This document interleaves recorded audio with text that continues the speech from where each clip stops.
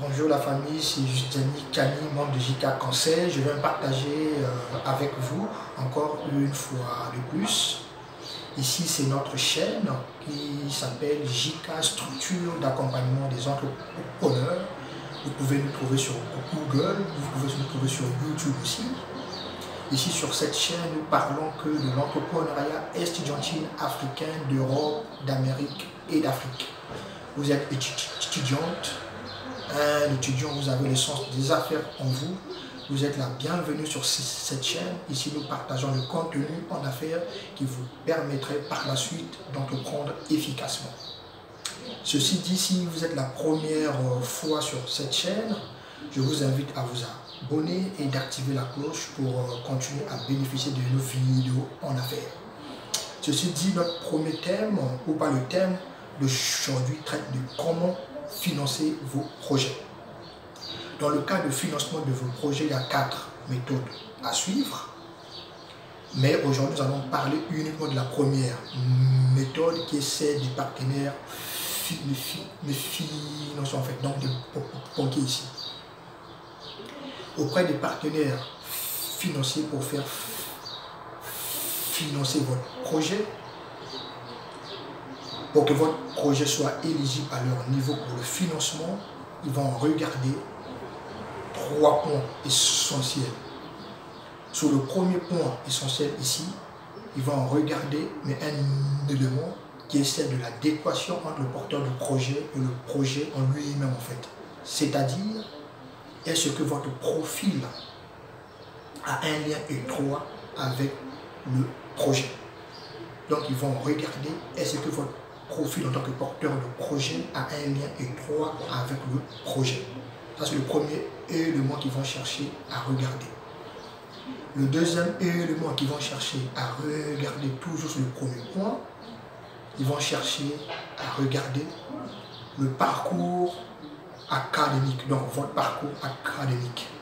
Sur votre parcours académique ici, là, ils vont chercher à voir est-ce que vous avez de la valeur en termes de compétences ou des aptitudes pour mener à bien votre projet ou votre entreprise pendant 3 ans. Ou ils vont encore chercher à regarder ou à voir si vous possédez des qualités en tant que capital humain pour bien démarrer votre entreprise pendant 3 ans. Question de ne pas faire faillite en fait.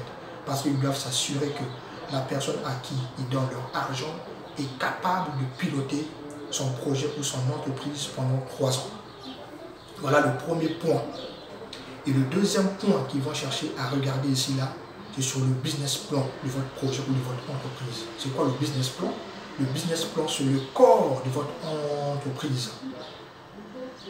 Ou encore sur le plan d'affaires de votre projet ou de votre entreprise. À ce niveau, ils vont chercher à regarder le business model ou le modèle économique de votre projet ou de votre entreprise. Au niveau du business model, ils vont regarder la viabilité. Non, ils vont plutôt regarder la faisabilité de votre projet ou de votre entreprise. Donc la faisabilité technique de votre projet ou de votre entreprise.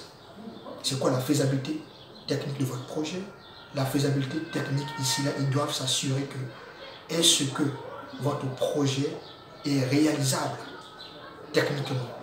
Est-ce que votre produit est réalisable techniquement?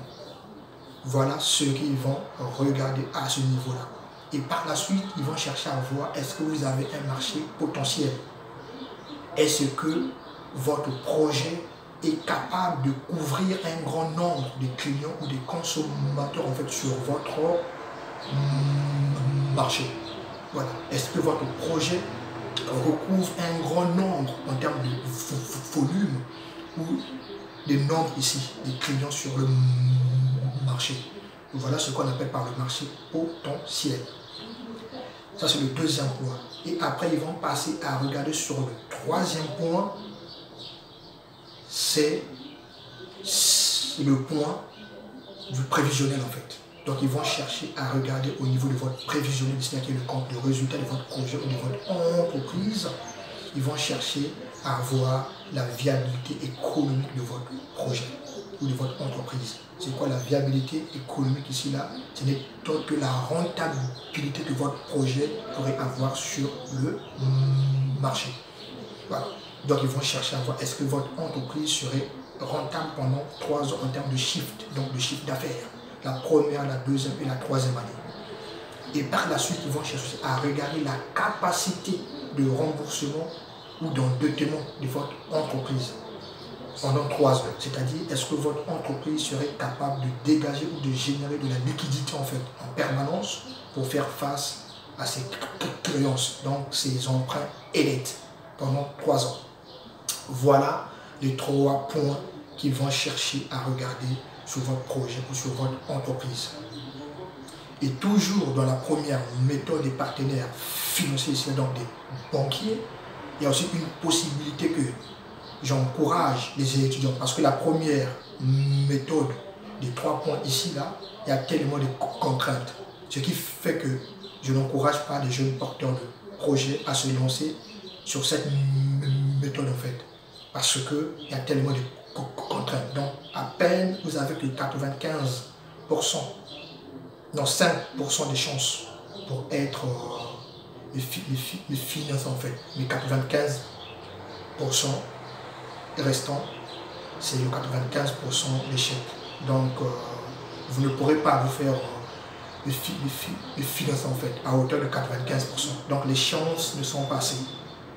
Mais au moins toujours dans cette méthode, j'encourage des étudiants auprès des partenaires, avant même d'aller voir les partenaires financiers en fait. C'est la deuxième phase. La deuxième phase vous autorise en fait d'aller voir un cautionnaire solidaire avant. Ou pas aller chercher un cautionnaire solidaire avant. Un cautionnaire solidaire, ici là, ce sont des fonds d'investissement qui sont prêts à financer des projets en fait. Ils ont de l'argent, mais ils ne savent pas quoi en faire. Donc ils cherchent des projets pour financer. Donc ce sont des fonds d'investissement. Une fois qu'ils vont étudier votre projet, s'ils trouvent que votre projet a de l'avenir pendant 3 ans, et ils vont se présenter auprès des partenaires financiers, c'est donc des banquiers, en tant que cautionnaire solidaire en termes de garantie. Donc au cas où vous allez faire faillite, c'est eux qui vont se prêter en tant que garant pour financer ou pas pour rembourser la dette que vous avez prise auprès des banquiers, donc des partenaires. Voilà la phase ou la méthode, toujours dans la première méthode que j'encourage les jeunes porteurs de projets à suivre ou à faire par la suite. Voilà. Mais la première méthode sur les 3 points n'est pas toujours réalisable. Voilà, c'est pas toujours évident que vous puissiez être ou vous puissiez avoir le financement.